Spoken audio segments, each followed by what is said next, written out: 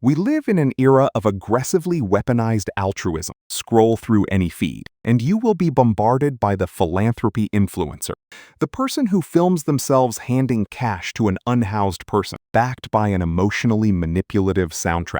It is a transactional digital economy. They give away resources, and in return, they harvest social currency and algorithmic reach.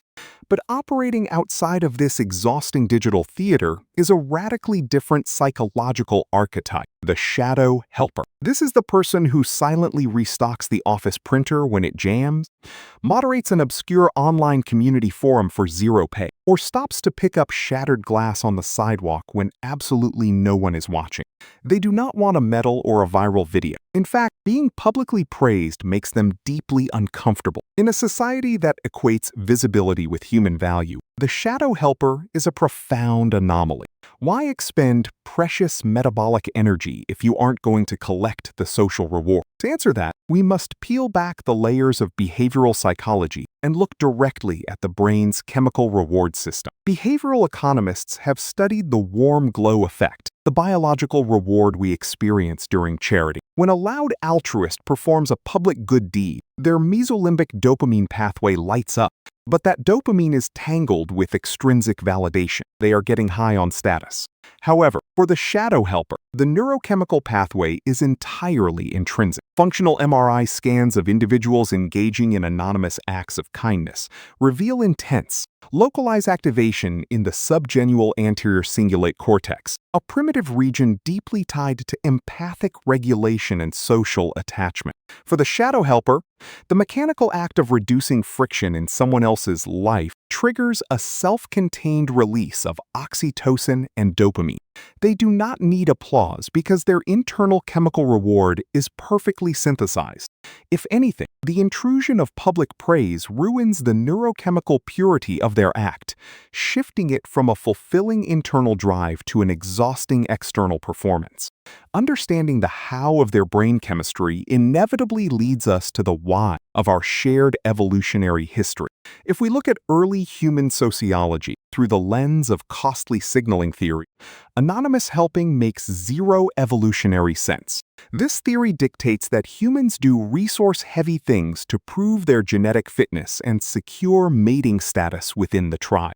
If you expend calories doing a good deed and nobody witnesses it, you gain no evolutionary advantage. Yet, the shadow helper persists because they operate on an older evolutionary software known as strong reciprocity and group selection theory. While the loud altruist optimizes for individual survival, the shadow helper optimizes for the survival of the superorganism, the tribe itself.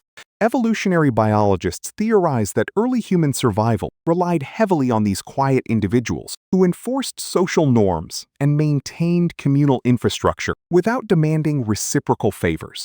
Their cognitive architecture views the community's health as inseparable from their own. Cleaning the communal water source isn't charity. It is an act of extended self-preservation. This evolutionary drive to protect the collective also provides the shadow helper with a profound psychological relief, the freedom of ego-less action. In our hyper-connected world, we are burdened by what sociologists call the looking glass self, the relentless psychological labor of managing how others perceive us. Every public action is monitored by our brain's default mode network, DMN, the neural superhighway responsible for self-reflection and rumination. When a loud altruist helps someone publicly, their DMN is in overdrive, calculating the social return on investment. The shadow helper, conversely, uses anonymous altruism as a vital cognitive escape hatch. By helping in complete secret, they bypass the DMN entirely, achieving a state of psychological flow. The anxiety of the self dissolves into the mechanical action of the task, whether that is fixing a park bench at dawn or writing code to patch a vulnerability in open-source software. Shadow helping is a form of moving meditation, a rare opportunity to impact reality without the exhausting burden of being perceived. The ripple effects of this egoless action extend far beyond the individual, acting as a crucial stabilizing force for society at large. You are likely familiar with the broken windows theory, the criminological concept that visible signs of disorder, like litter or unmoderated hostility online, subconsciously signal to the human brain that the environment is unsafe. This raises the collective baseline cortisol, or chronic stress levels, of the population navigating that space. The shadow helper acts as society's thermodynamic counterforce against this creeping entropy. When they quietly remove glass from the bike lane or de-escalate a toxic forum thread, they perform invisible psychological maintenance on the collective unconscious, actively lowering the ambient stress of the environment. Ultimately, these individuals are not passive. They are highly evolved biological stabilizers. They bypass the theater of the human ego to engage in frictionless altruism, optimizing not for personal status, but for the thermodynamic health of the human tribe. The next time you encounter a mysteriously solved problem, a patched piece of software, or a cleanly swept path, take a moment to appreciate the ghosts among us. They are the quiet mechanics of reality, doing the vital work that the rest of the world is simply too loud to notice.